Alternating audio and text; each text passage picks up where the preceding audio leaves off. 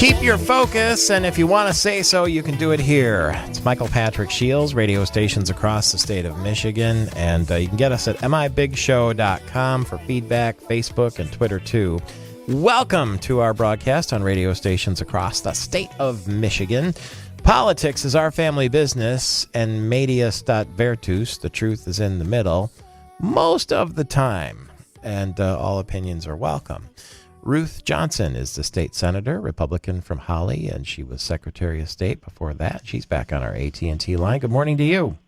Good morning, Michael Patrick. How are you? Oh, I'm excited because on Friday we're going to speak to Carrie Kasem, who is the daughter of the late Casey Kasem, the great radio broadcaster. And I guess she's coming in from California, and you're the reason she's coming. What's it all about?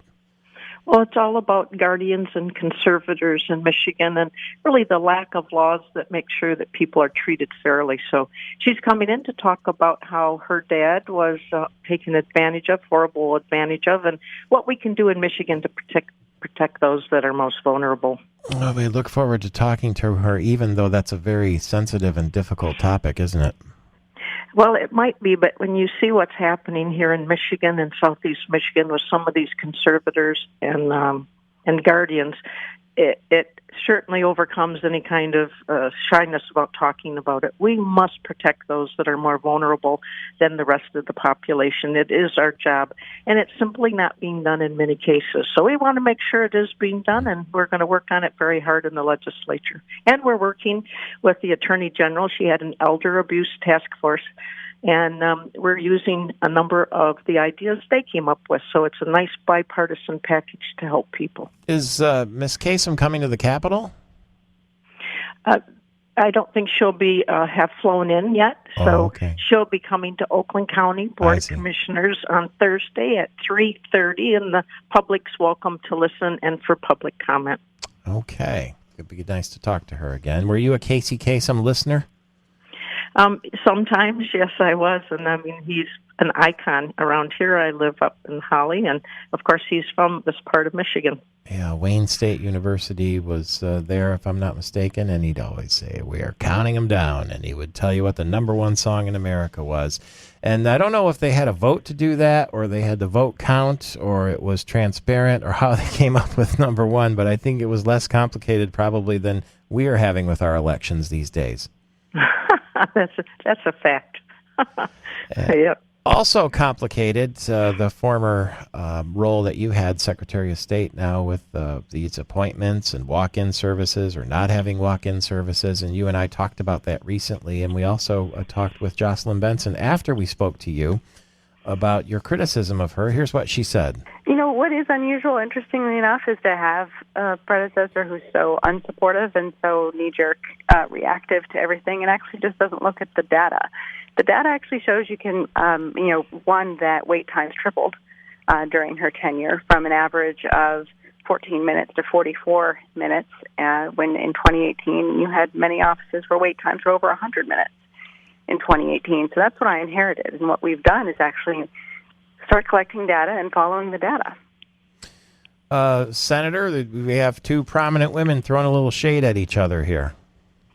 Yeah, well, when I was Secretary of State, the average wait was 44 minutes, but what's being left out is we had my timeline, which you could make your appointment from your home or office from your phone or computer, so you'd go online to get in line. So you could run errands and do other things. Ohio has the same type system, and you get same-day service. And also, we allowed people to walk in that might not have had a computer or cell phone and check in. And if the wait time, if you came in at lunchtime and were half-staffed, there'd be a longer wait. You could go ahead and run errands, too. You would know how long the wait was going to be. Other states do it, and we're still 2 months out in many of our Secretary of State offices, and it's important that we respond to people's needs, and same day is very, very important.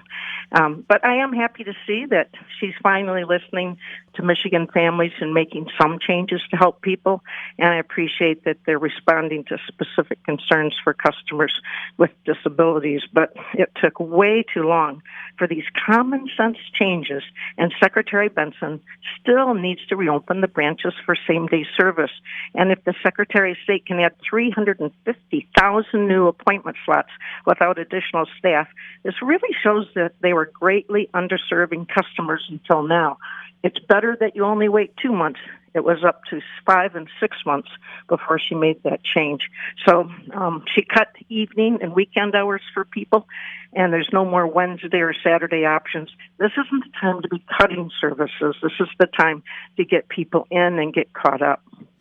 That does seem like an astronomical number, 350,000 new appointments between now and September 30th, and that was done just by shortening the appointment slots from 20 minutes to 10 minutes?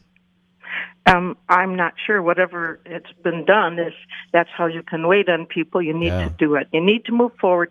People can't wait, even right now, 2 months, when you need to take your mechanic's license, get your commercial driver's license, your own license, sell or buy a car, a truck, a trailer. All these things are very important to people, and I'm very proud that we had same-day service, and even with a wait time average of 44 minutes, and I checked Toledo the other day, they were 45 minutes, you could get in line online and do other things. We need to get back to the system that we had. She isn't using the online inline or to check in and get same-day service, only the one part we had, which is appointments, which is important too, but it was the smallest part of the 3 services we offered, and cutting days and times really doesn't help either. Just quickly, are people getting fined for not having the documents they need? Well, it's my hope that the Secretary of State will support my bill to waive late fees for people right now until the offices are reopened, and that's Senate Bill 508, and the Senate's also considering this week that we would extend expiration date for driver's licenses because people are getting $200 fines and cannot get in to get the services they need. It's very doesn't make sense, does it? Thank you, Senator.